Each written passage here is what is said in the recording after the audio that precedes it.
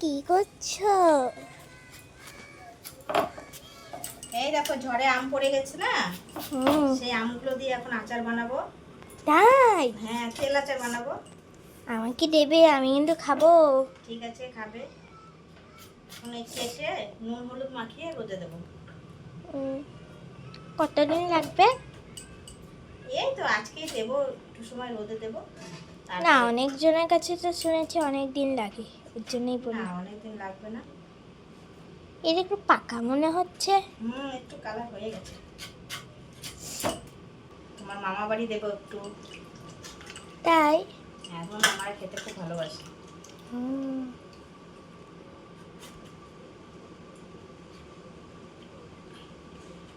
বিশাল শক্ত। হুম।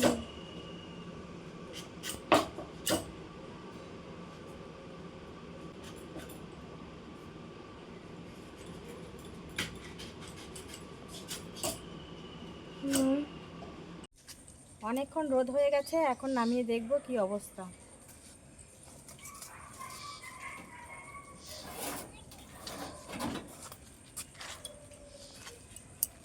এই দেখুন, পুরো জলটা শুকিয়ে গেছে, একদম পারফেক্ট হয়ে গেছে। এরপর আমি মশলাটা রেডি করব, তারপর তেলের মধ্যে দেব।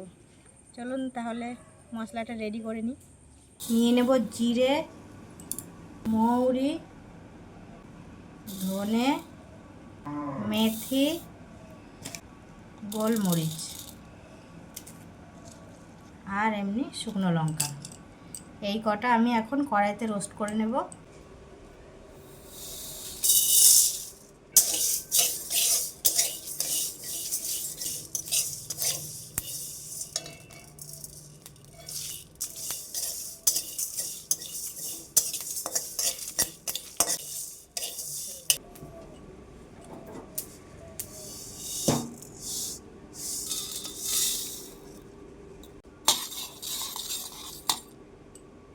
এই কড়াইতে এখন আমি তেলটা গরম করে নিচ্ছি।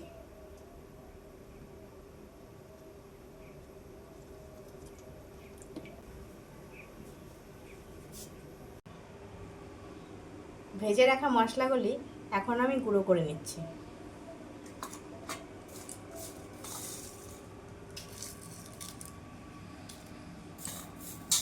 অল্প অল্প করে নিয়ে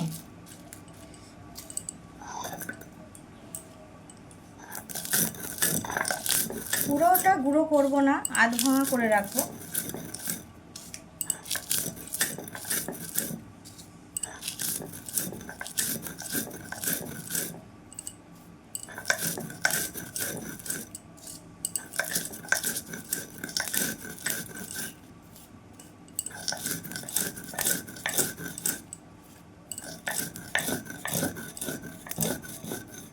ওইদিকে তেলটা গরম হতে হতে আমার এইদিকে মশলাটা বাটা হয়ে যাবে।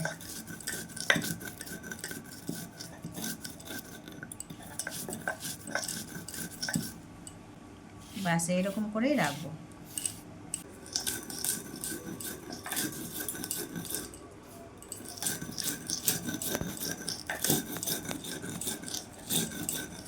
এই তেল আচারটা সারা বছরের জন্য করে রাখছি আমি। ভাতের সঙ্গে মুড়ির সঙ্গে খেতে দারুণ লাগে।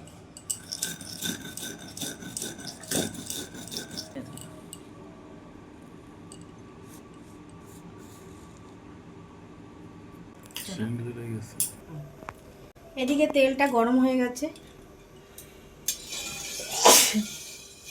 এই যে ধুমো উঠছে একদম। এবার তেলটাকে আমি ঠান্ডা হতে দেব। এখন আমি আমগুলোকে মশলা দিয়ে মাখিয়ে নেব একটু গরম তেল দিয়ে।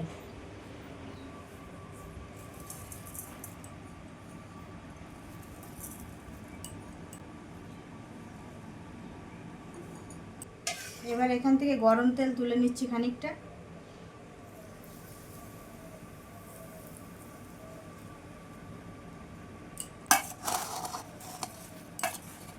ভালোভাবে মাখিয়ে নেব।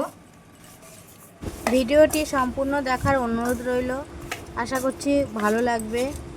আর আমার চ্যানেলে কোনো নতুন বন্ধু হয়ে থাকলে চ্যানেলটিকে অবশ্যই সাবস্ক্রাইব করে দেবেন, আমার পাশে থাকবেন।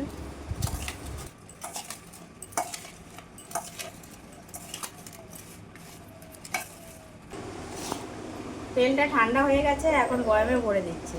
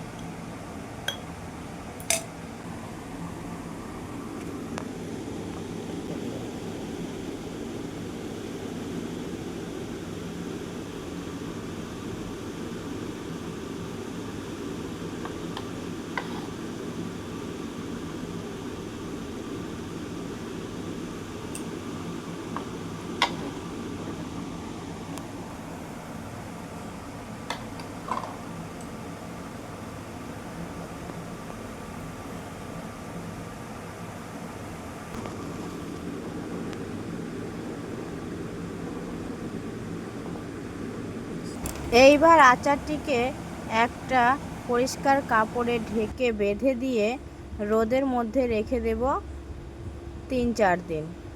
তারপর আচারটির কালার দেখবেন কতটা পরিবর্তন হয়ে এসেছে। সত্যি বন্ধুরা, এই তেল আচারটি খেতে যে কি ভালো লাগে সে বলার মতন নেই। আপনাদের কার কার ভালো লাগে অবশ্যই কমেন্ট করে জানাবেন। এই দেখুন বন্ধুরা, আচারটা আমি কদিন রোদে দিয়েছি, কি সুন্দর হয়ে গেছে দেখুন। এই দেখুন কি ভালো লাগছে না? এইবার দেখুন তেলটাও চেঞ্জ হয়ে গেছে, এখন মুড়ির সঙ্গে, ভাতের সঙ্গে, সব কিছুর সঙ্গে খেতে পারবেন। ভিডিওটা এই পর্যন্তই, দেখা হচ্ছে পরবর্তী নতুন কোনো ভিডিও নিয়ে।